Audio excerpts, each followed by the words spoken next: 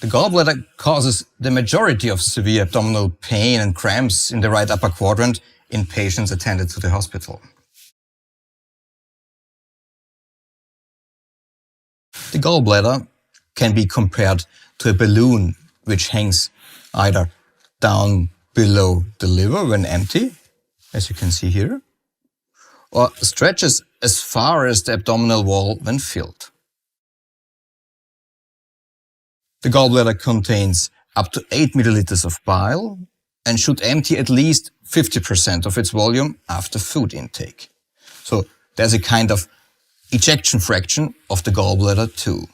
A healthy gallbladder is almost completely empty after a high-fat meal. In this case, it will be difficult to see. The anatomical structures of the gallbladder are the following. The fundus and corpus is the place where bile is stored for when it's required. The neck is in between the corpus and the cystic duct. The cystic duct unites with the hepatic common duct and forms the common bile duct. So, with the aid of sonography, fundus, corpus, common bile duct are clearly visible. The cystic duct normally cannot be depicted. The gallbladder is bordered by the liver, mostly segment 4, and by the bulbus of the duodenum, which you can see here.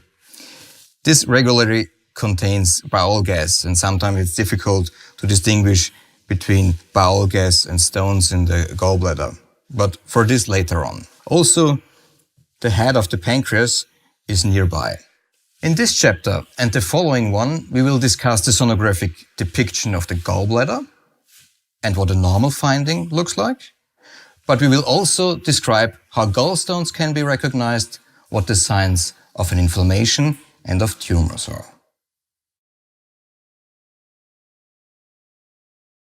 A healthy gallbladder is up to 10 centimeters long and 4 centimeters wide. The wall should be examined after the patient has been fasting for at least 6 hours and should be less than 4 millimeters thick. Inside the gallbladder, there is only bile, a liquid without any structures, and therefore the content must be free of echoes. If all these criteria apply, normal size, no echoes, and normal thickness of the wall, we are dealing with a normal finding of the gallbladder. So, let's see. First we check the size. It's 7 centimeters long, 3 centimeters wide, so it's totally normal. We check the lumen of the gallbladder, it's free of echoes. And we have to take a closer look to the wall, so we have to use the zoom function, and it's clearly less than 4 millimeters. So, normal size, no echoes, normal thickness of the wall, it's a normal, healthy gallbladder. In order to find the gallbladder in every patient, we need to have some experience and patience. We will show you a number of ways of examining and some tricks, so that you can be sure to find it. There are various methods of finding the gallbladder over here. Depending on the patient, it will be easy or not so easy. The whole organ must definitely be depicted on the screen. Now, let's go on for scanning. First, I show you in theory how to perform the scan, and afterwards we will see it scanning the model. First, we use the longitudinal subcostal view. Now, place the probe in the longitudinal direction at the midline of the patient and make sure to keep in contact with the costal margin. Transfer the probe longitudinal along the costal margin to the right side of the patient, and on the screen follow the inferior border of the liver for the scanning.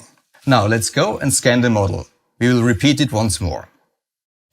Diseases of the gallbladder are the most common indications for an abdominal ultrasound examination. Ultrasound can answer the question whether there are gallstones with or without inflammation, and we can reveal complications like cholecystitis, free fluid, or biliary obstruction. So, in order to achieve the best view on the gallbladder, the patient is not allowed to eat anything for at least 6 hours. 6 hours with no oral intake will decrease meteorism and will enlarge the gallbladder. So, also chewing gum, coffee and smoking are forbidden. Are you ready to perform an ultrasound scan of the gallbladder? The gallbladder can be a rather tricky organ to find sometimes, but Christian will give us some tips and tricks to get a good view of the gallbladder. So I asked the patient to lay into a left side position and raise the right arm over the head. The first approach begins with a longitudinal subcostal view. I place the probe under the rib bow and keep in contact with the costal arch. So I glide the transducer to the patient's right side and keep an eye on the screen to find this organ. There we see the gallbladder. Over here, beautiful. Quite nicely. So, do you think it's the longest diameter already? I'm already trying to get the longest diameter by rotating the probe clockwise or anti-clockwise. So I think that's the best view. Take a deep breath, please. Hold the breath for a while. So. Very nice. Freeze it, please. So now we can take our measurements. What is the normal range? The longest diameter for the gallbladder is 8 to 10 centimeters in longitudinal diameter. We got 7.3 centimeters here, which is totally normal. And in the second diameter and in cross diameter, the normal range is 4 to 5 centimeters. 2.6 centimeters here, also perfectly normal. Now we go for a second view, oblique subcostal view. Scan the center of the liver in a subcostal view, which means you place the probe slightly inferior to the costal margin and press it against the ribs and angle the ultrasound beam under the costal arch. When you tilt the transducer upwards and downwards, you will find the porta hepatis and, in this region, the gallbladder. Let's see this on a patient. The next approach I use is from a subcostal oblique view, where I want to find the porta hepatis, the center of the liver. Please take in a deep breath. And I tilt the probe downwards. Ready to see here. To find the porta hepatis. Here's the portal vein. And now when we look on the left side of the screen in the near field, we can identify the gallbladder over here, beautifully seen. Now the gallbladder is in cross scan, and I can tilt the probe upwards and downwards to check the wall and the volume. When I want to make the longitudinal view, I have to turn the probe 90 degrees clockwise, and I've got another pretty fine look on the gallbladder in longitudinal scan. So with this approach, you start with a transverse view of the gallbladder, don't you? Of course. And I prefer this view because the center of the liver, the porta hepatis, is a quite familiar view for us. When we check the liver, we always take this plane. So it's easy to find the gallbladder when you have found this view. I prefer the other view because I like to make a sweep along the costal arch and orientate on the lower border, on the caudal rim of the liver to get a good view of the gallbladder. That's my preference. So you can use both of them and decide what's the best for you. So this was not so difficult. The third approach to identify the gallbladder starts with scanning the right kidney in a transverse plane. I will show you on Hippocrates. It starts when we are scanning the right kidney in a transverse plane. While we do so, we find liver parenchyma in the right upper section on our screen. And when we scan the cranial pole of the right kidney, we will detect the gallbladder on our screen. And we've got a third approach to scan the gallbladder. This time, we start from another landmark from the right kidney. Please inhale deeply. When we scan the right kidney in cross-scan, we only have to turn the probe slightly to the patient's left side and find the gallbladder It's over here here. already, yes. Perfect. Nicely to see.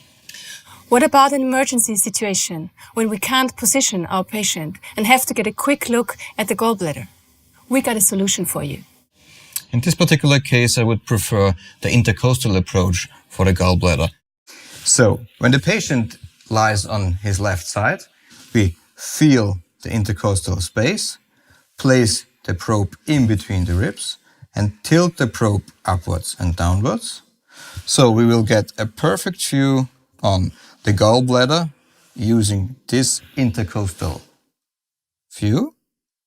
So we can easily detect the gallbladder over here. So I place the probe in between the ribs in this intercostal space and tilt the probe upwards and downwards to find the gallbladder. Here it is already? Yes. Beautiful to see. So we can answer the question whether there is a stone or inflammation also on the intensive care unit. In essence, it's your decision which view you choose. Remember, there are many roads that lead to Rome.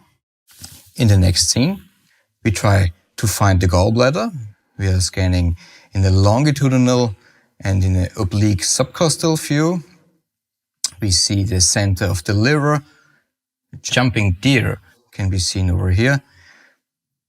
But there is not really the gallbladder seen very clearly here. Now we try in the longitudinal view. Have you already seen it? Over here, this tiny little structure hanging down on the visceral surface of the liver is the gallbladder. Not easy, but we managed it.